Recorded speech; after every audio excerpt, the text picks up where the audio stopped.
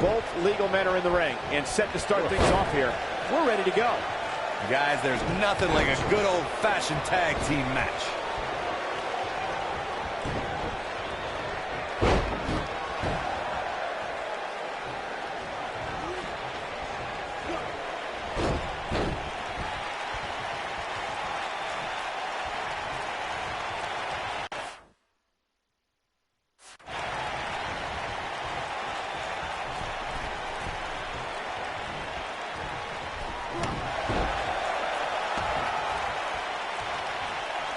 In May of 2017, SmackDown Live saw an incredible women's tag team match when Charlotte Flair and Becky Lynch squared off against welcoming committee members Natalya and Carmella.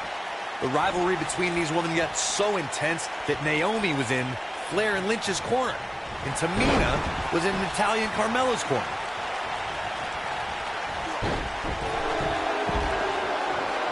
I think only a group Flair back together. Natalya's power set the tone for the match and gave her team an advantage. That was until Carmella's overconfidence let the Irish glass kicker turn the tide and get back into the match. And then it was elementary from there for the Irish-born superstar. Naomi did an excellent job of making sure any quote-unquote committee nonsense cost her girls the match. Once Becky Lynch got Carmella locked in the disarmor, there was nothing for the Staten Island Princess to do but to tap out. And it didn't take long for that to happen. Tag team history was made when the first ever SmackDown Tag Team Champions were crowned at Backlash 2016. The unlikely duo of Rhino and Heath Slater caught lightning in a bottle and ran through the tag team title tournament. In the finals, Rhino and Slater took on the Usos to see which team would be the inaugural Tag Team Champions. There was a lot on the line in the tag team tournament finals. The Usos wanted to add another tag team title reign to their resume and enjoyed the recognition of being the first ever SmackDown Tag Team Champions. The team of Rhino and Heath Slater was the team no one expected to be in the finals. Slater had extra motivation because he was fighting for a WWE contract. And at one point, it seemed like the Usos had everything well in hand, but Rhino and Heath Slater refused to lose. After a gore from Rhino practically cut Jimmy Uso in half, Rhino and Heath Slater went from an unlikely tag team to the first ever SmackDown Tag Team Champions. Never say never in WWE is absolutely right. In order to be a premier tag team, a superstar and their teammate must have that continuity where they're a well-oiled machine inside the ring. I'm talking about classic techniques like cutting the ring in half, isolating your opponent, relegating them to your corner, and making frequent tags so that the fresh man is always in the ring. That's how you keep your opponents off balance. Corey, a few moments ago, you took us through what it takes for a tag team to be successful. The continuity between tag team partners is crucial. When a team is able to keep one opponent in the ring for an extended period of time without making a tag, they're able to focus their attack on one individual and one body part. And that's when things really start to take shape if you're on the tag team that's in control of the match. When you look at the tag teams who've dominated this business, all of them worked well together as a unit and were able to keep an opponent in the ring long enough to make that adversary the focal point of their assault. During the rivalry between the Hardy Boys and Cesaro and Sheamus over the Raw Tag Team Championship, the teams became very familiar with one another. In June of 2017, the teams met in a 2 out of 3 falls bout on Monday Night Raw. The most important fall in a 2 out of 3 falls contest is the first fall. If a team can win the first fall, that sets the tone for the rest of the match, and your opponents are playing catch-up.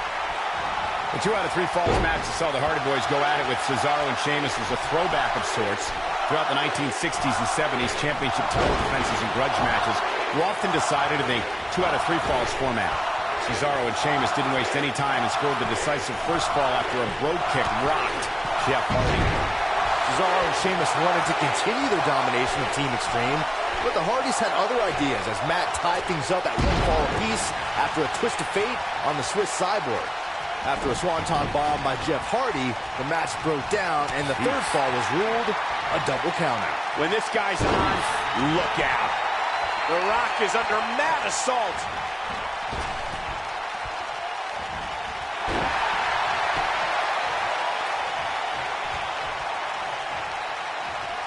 What's he going to do with it? This might be big. Now in full control. Now with complete control. His shoulders are down. He's a long way from a 3 count, I can tell you that. And we continue. A high-risk maneuver in the works from that top turnbuckle. Look at this. Dominating cross-body. The Rock looks like he's really struggling right now under the pressure. This is not where he wants to be at this point in this tag team match. When you talk about great crashing down the hard way. That's what he was looking for, Michael.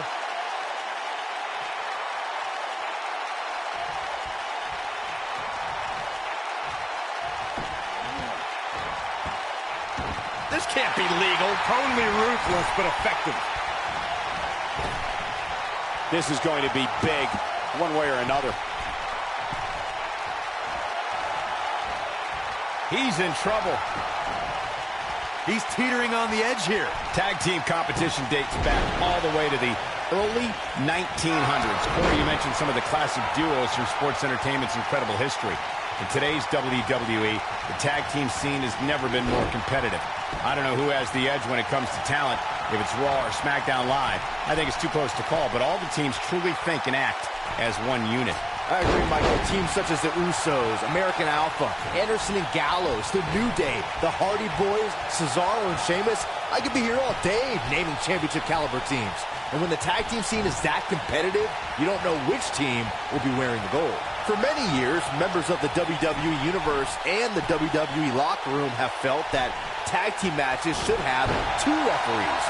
One referee is in the ring overseeing the action, and the other is located out on the floor, making sure teams follow the rules and do not engage in potentially damaging behavior.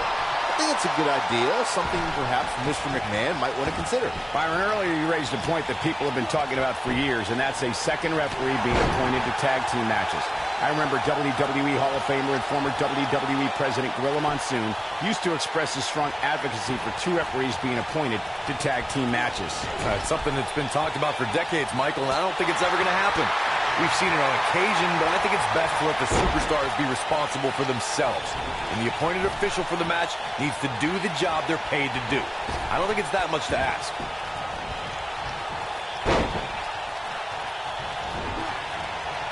No! Guy. And there's his speed paying off.